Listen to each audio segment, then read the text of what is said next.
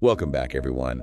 Ready for another deep dive? Always. Today, we're going deep into the concepts of fairness and justice and how these ideas play out in different cultures. Should be interesting. It is, especially when we're looking at the U.S. and China. Two very different systems. For sure. And to guide this deep dive, we've got this fantastic conversation between Michael Sandel. Oh, the political philosopher. The one and only from Harvard. I've read some of his work. Yeah, he's a big name. And he's talking with Luo Zhang, a leading legal expert in China. Interesting pairing. It is. They had this really thought-provoking exchange on 13 Talks, which, if you don't know, is one of China's biggest talk shows. I'm not familiar with it. Well, it's where they had this discussion. And it's fascinating to see Sandel, who's, famous for sparking debate in the West, engaging with the Chinese perspective. I can imagine that leads to some interesting clashes of ideas. Absolutely. And Sandel jumps right into it with his concept of the tyranny of merit. The tyranny of merit. Yeah, he argues that this obsession we have with meritocracy, the idea that success is all about individual talent and hard work, can actually have some negative consequences. You mean like downsides to a system that rewards merit? Exactly. He uses Michael Jordan's wealth as an example. Of course, Michael Jordan, the basketball legend. Right. So obviously, Jordan was incredibly talented and dedicated. No argument there. But Sandel's point is that even those qualities, talent and dedication, are influenced by things outside an individual's control. Things like? Well, like family support, access to good coaching, even genetics. So it's not a completely level playing field. Exactly. Some people just start out with advantages. Exactly. Some people just start out with advantages. And that's where the tyranny of merit comes in. Right. It creates this illusion that anyone can achieve anything if they just work hard enough. Which ignores the systemic factors that hold some people back. And can lead to a lack of empathy for those who struggle. It's easy to judge when you believe everyone has an equal chance. And that kind of judgment can fuel resentment and division in society.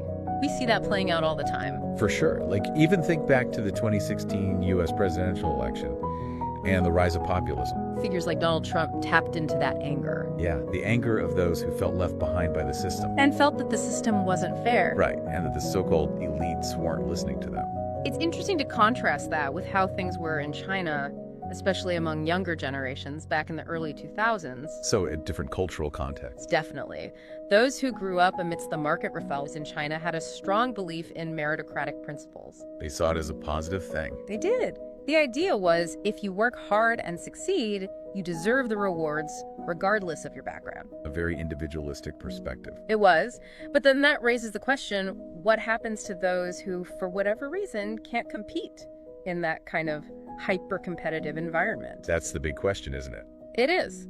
And it leads us to another really fascinating part of this dialogue, how different cultures view the role of ethics in economics. So like different moral intuitions about markets. Exactly. Sandel observed that these cultural differences really shape how people view the relationship between, say, what's ethical and what's economically efficient. He had a great way of illustrating this, right? Oh, you mean that question about selling kidneys? That's the one. Yeah. He asked audiences in different countries whether they thought it was okay to sell a kidney. I remember reading about that. It was a really thought-provoking question. It was. And what he found was pretty revealing. So what did people say? Well, a majority of the Chinese respondents, they didn't see a problem with it. They were thinking in terms of market logic. A willing seller, a willing buyer. What's the issue? Right, so a purely transactional view. Exactly. But the European perspective was quite different. They were much more cautious. Yes. For many Europeans, the idea of commodifying the human body was just morally unacceptable, regardless of the economic arguments. So where did Americans fall on this? Somewhere in between, actually. A bit more mixed in their views. It's fascinating how these different cultural backgrounds shape our moral intuitions. It is. But Sandel's concern is that if we let market logic dominate our thinking, we risk eroding our ethical values. Meaning we start to devalue things that shouldn't be treated as mere commodities. Exactly. It's not just about kidneys. It's about how unchecked market thinking can shape our values in ways we might not even realize. And potentially create a world where everything's up for sale. And nothing is sacred. So we have Sandel raising concerns about the potential downsides of meritocracy and the influence of markets. And then we have Luo Zhang coming in with a different perspective, focusing on the role of law in achieving justice. Right, a more structured approach. Definitely. He emphasizes having legal constraints on power. To ensure fairness. Yes, both in terms of public and private power. He really believes in the idea that anything not explicitly permitted by law should be prohibited. So very clear-cut system. It is. And it sounds like it can be pretty rigid. Maybe. Where do these principles come from, though? Well, Luo Zhang traces these legal principles back to the Magna Carta. Wow, all the way back to 1215. That's right. And he talks about how these principles evolve through a process of what he calls spontaneous order. Spontaneous order. It sounds kind of paradoxical, like a system as complex as law emerging without a designer. Exactly. It's not that there was no design, but that legal systems developed over centuries through a process of trial and error. So more like an organic evolution. Right, with competition between different legal ideas and adaptation to changing circumstances. That's fascinating. It is. But even with a system that's evolved over centuries, there are still limitations. Meaning? Well, can law really address every societal conflict? Can it perfectly account for every unique situation and ensure absolute justice for everyone? Those are tough questions. They are, and that's a point that Luo Zhang acknowledges. He compares trying to achieve perfect justice through law to trying to fit a square peg into a round hole. So you can force it, but it's never going to be a perfect fit. Meaning there will always be gaps, inconsistencies, and situations where the law can't fully achieve a just outcome. It's a sobering thought. It is. And here's where it gets even more interesting. Luo Zhang observes that while we have all these debates about fairness and justice in fields like philosophy and political science, those concepts remain surprisingly ambiguous within the legal field itself. That's surprising. You'd think law, which is all about fairness and justice, would have a clear-cut definition. You would, right. But the reality is that legal systems are constantly evolving. What's considered just in one era might not be in another. What's considered fair in one culture might be viewed differently in another. It makes you realize that law is a lot more fluid and contested than we often assume. It does. And now I'm starting to see how Sandel's focus on the ethics of meritocracy and markets and Luo Zhang's emphasis on the role of law actually kind of complement each other. In what way? Well, they're coming at this from different angles, but they're both grappling with this fundamental challenge of how to create a just and equitable society. It's about recognizing that there's no one-size-fits-all solution. Exactly. And that maybe the real solution lies in the ongoing conversation itself. That's a good way to put it. And this conversation gets even more interesting when we start to delve into Luo Zhang's personal journey. Oh, you mean how he shifted from a purely technical approach to law to something more humanistic? Exactly. He realized that legal expertise alone wasn't enough to address the full scope of human challenges and injustices. It's like he recognized the limits of pure logic and reason. He did. And this shift was deeply influenced by his personal experiences. He talks about encounters with suffering and injustice that really forced him to confront those limitations. It's a journey that many of us who grapple with complex problems can relate to. It is. And he has this great quote where he says, "Humans' greatest suffering lies in the inability to bridge the gap between knowing and doing." Wow, that's powerful. It is. And it speaks to this constant struggle to live up to our own ideals, especially when dealing with issues as complex as fairness and justice.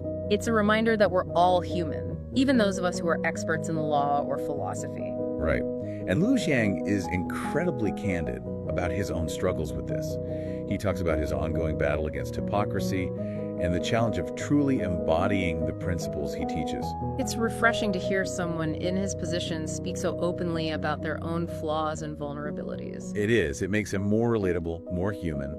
And it also reminds us that even the most brilliant legal minds are still wrestling with these fundamental questions of right and wrong. Makes you realize that it's a journey we're all on regardless of our expertise or background. Right. We're all trying to figure this out together. It's a lifelong process. Absolutely. But speaking of journeys, we've got to talk about Luo Zhang's unexpected rise to fame through online platforms. Oh yes, the accidental internet star. Fascinating how his scholarship found this massive audience online. It's a really interesting intersection of traditional legal scholarship with the world of social media. It is. It's a reminder that ideas can spread in unexpected ways. They can. And sometimes they take on a life of their own. It's like throwing a pebble in a pond and the ripples just keep expanding outward. Exactly. But how does Luo Zhang feel about this unexpected fame? Good question. He seems to have a pretty complex relationship with it. In what way? Well, On the one hand, he sees the potential for good, like reaching a wider audience, sharing his ideas with people who might never have encountered them otherwise. Right. It's a powerful platform. It is, but he's also very aware of the potential downsides of online celebrity. The downsides being? Things like superficiality, the fleeting nature of online attention, the danger of getting caught up in the numbers and losing sight of what really matters. Yeah, the potential for ego inflation is real. It is, and he addresses these concerns with a level of self-awareness that's really remarkable. Like that story he tells about catching herself watching his own videos for an hour. Wait, he actually did that? He did. That's hilarious. Yeah. It is. And it's a great reminder for all of us in this age of social media. It's so easy to get caught up in the metrics, the likes, the shares, but true fulfillment comes from a deeper sense of purpose. From something that transcends the online world. Right. It's about staying grounded and focusing on what truly matters. So how does Lu Sheng manage to do that? What keeps him grounded amidst all this online attention? He emphasizes staying true to yourself and focusing on the things you can control. He has this great line where he says, the most important thing is to do what you think is right and then accept its consequences. That's a powerful reminder. It's about having the courage to live by your principles, even when it's not easy. And it speaks to the importance of integrity, which is a value that both Sandel and Lu Sheng seem to emphasize. It's interesting how both of these thinkers, coming from such different backgrounds, arrive at similar conclusions about the importance of humility, self-reflection, and a commitment to something bigger than oneself. It's like they're both saying, we don't have all the answers, but we need to keep asking the tough questions and striving to live up to our ideals. And that's a powerful message. It's a reminder that this conversation about fairness, justice, and how to live a good life is ongoing. It's not something we solve once and for all. Right. It's something we need to engage with throughout our lives. And speaking of engaging with these ideas, I want to turn our attention to you, the listener. Yes, let's hear from the audience. What stands out to you from this conversation? What resonates with your own experiences and beliefs about fairness and justice? We'll explore those questions further in the next part of our deep dive. So picking up where we left off, I think it's worth diving a little deeper into Lu Sheng's personal journey as a legal scholar. It is a fascinating transition. I mean, he starts off with this purely technical view of the law, very focused on rules and logic, but then he shifts to a much more humanistic perspective. It's almost like he had this realization that law, with all its intricacies, ultimately impacts real lives, real people with real struggles. And those real-life experiences can't always be neatly categorized or solved with legal precedent. Exactly. He realized that relying solely on logic and legal reasoning wasn't enough to address the full scope of human experience. It makes you wonder, what prompted this shift in his thinking? What made him question that purely technical approach? Well, he talks about having these specific encounters with suffering and injustice, and it sounds like these experiences were really crucial for him. In what way? It seems like they forced him to confront the limitations of his own knowledge and his own power, even as a legal expert. This was a humbling experience. It sounds like it. He realized that true understanding requires more than just intellectual analysis. It needs something more. It needs empathy. It needs compassion. I can imagine that must have been a difficult realization, to acknowledge, even as an expert in law, that there are some things you just can't fix, no matter how much you know. It must have been. And it seems that this realization led to a much deeper sense of humility in Lu Sheng's approach to law. So he started questioning his own assumptions. He did. He recognized that holding on to his own interpretations too tightly, without questioning them, without being open to other possibilities, that could be dangerous. So he became more open to the possibility of being wrong. Exactly. And that willingness to admit you might be wrong, especially when you're someone in a position of authority, I think that's incredibly powerful. It is. It shows a certain vulnerability, a willingness to learn and grow. And it fosters trust. It makes you more relatable, more human, which makes you wonder how many other legal experts have had similar experiences coming to terms with the limitations of the law. Right. We tend to place a lot of faith in the legal system. We want to believe it can solve any problem, but it is a human system, created and interpreted by humans. And humans are fallible. Exactly. And I think that's a really important reminder for all of us. No system, no matter how well-intentioned, can perfectly capture the messiness and complexity of human experience. That's true. And it also reminds us that there will always be people whose stories, whose struggles, whose experiences fall outside the neat categories of legal codes and precedents. Their needs might not be met by the system as it exists. Exactly. And that brings us to another fascinating aspect of Luo Xiang's story, which is his unexpected rise to fame through online platforms. Right. It's not every day that a legal scholar becomes an internet celebrity. It's true. It's such a fascinating case study in how ideas can spread in this digital age, how they can take on a life of their own. He kind of became an accidental internet star, didn't he? It seems that way. From what I gather, he wasn't actively seeking fame or recognition, but it found him anyway. That happens sometimes. But I'm curious, how does he navigate that newfound fame? How does he deal with all that attention?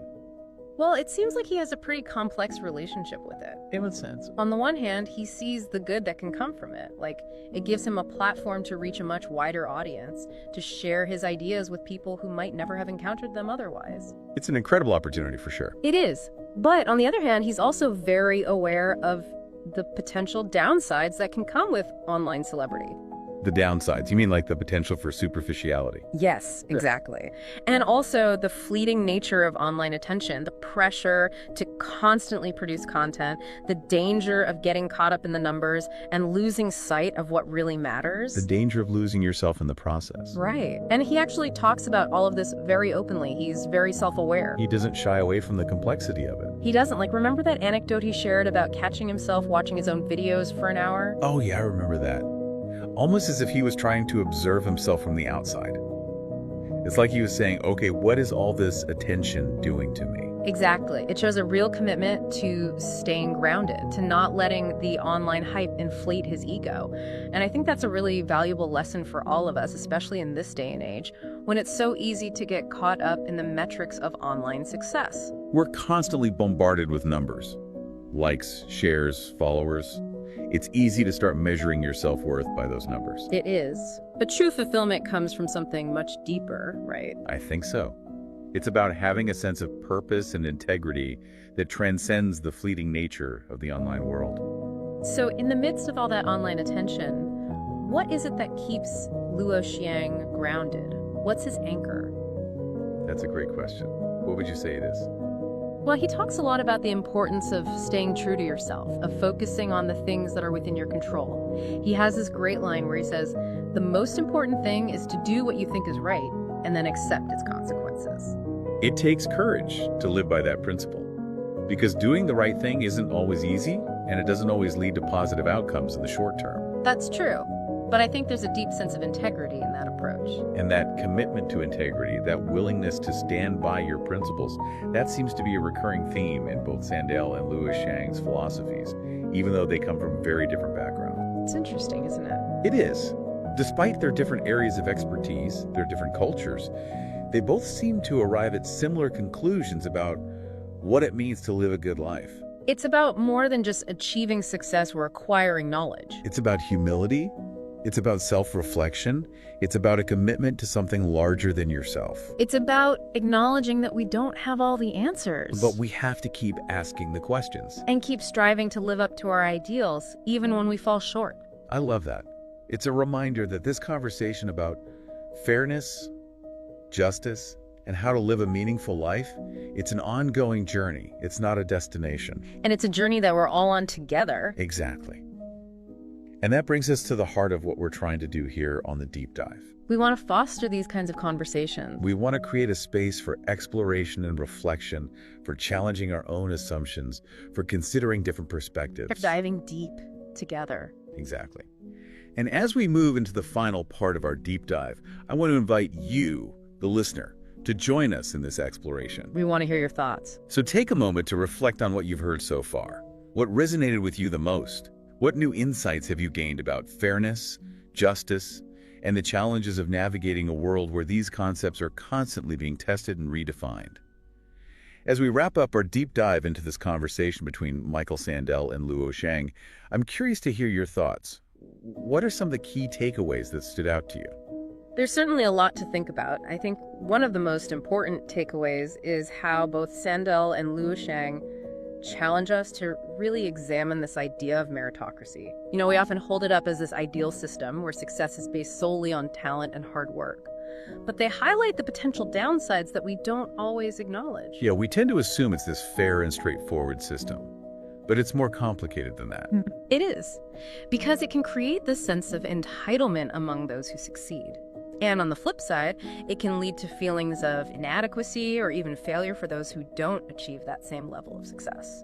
And that can be really damaging. Especially when you consider that success is often influenced by so many factors that are completely outside of a person's control. Absolutely. Things like your family background, your socioeconomic status, the quality of education you have access to, even just plain luck. All of these things can play a huge role. And those aren't things you can just will yourself out of. No, you can't. And that's why this critique of meritocracy feels so relevant today, especially with the rising economic inequality and the lack of social mobility that we see in so many parts of the world. It makes you question this whole idea of a level playing field. It does. It raises the question, what does a truly just and equitable society actually look like? Is it enough to just ensure that everyone has an equal chance to compete, even if the starting line is different for everyone?